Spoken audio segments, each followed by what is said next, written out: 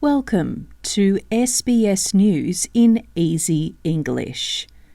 Victoria has reported a record 16 deaths and another day of over 2,000 new COVID-19 cases on Melbourne's first day out of lockdown. There were 2,178 new local infections in the 24-hour reporting period. There are 784 people in hospital with COVID-19 in Victoria.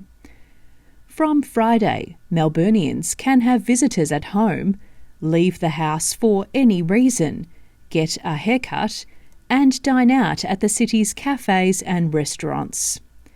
The Health Department is also making changes to isolation rules for fully vaccinated non-household primary close contacts who will only have to quarantine for 7 days instead of 14.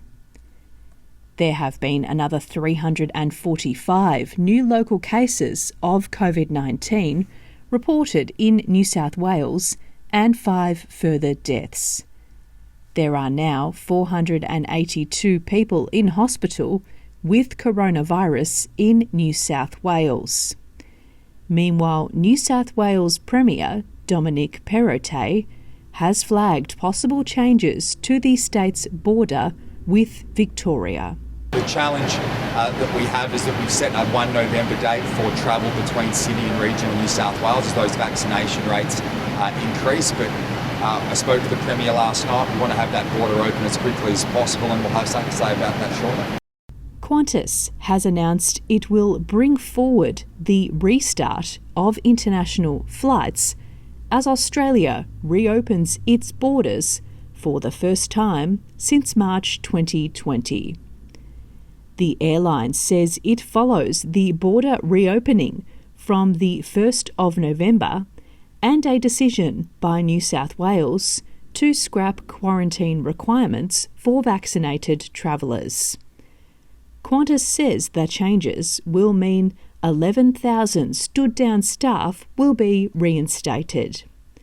The airline's chairman, Alan Joyce, has called it the biggest and best news the company has had in 2 years.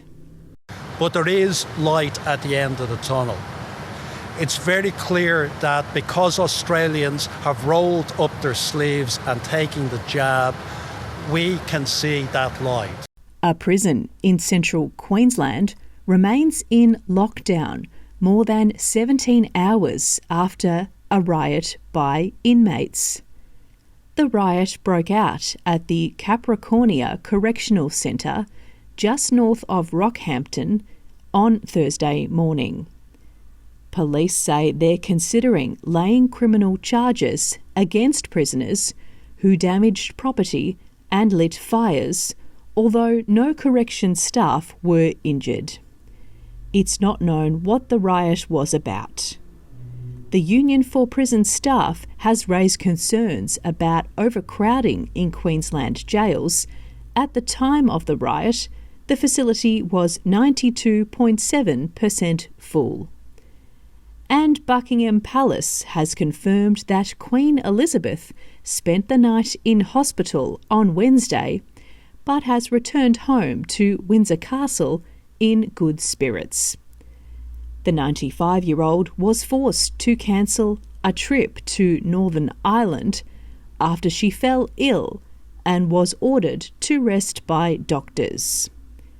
The palace says the monarch went to hospital for some preliminary investigations, but was back at her desk on Thursday to undertake light duties. This is SBS News in Easy English. Thanks for joining us. I am Stephanie Corsetti.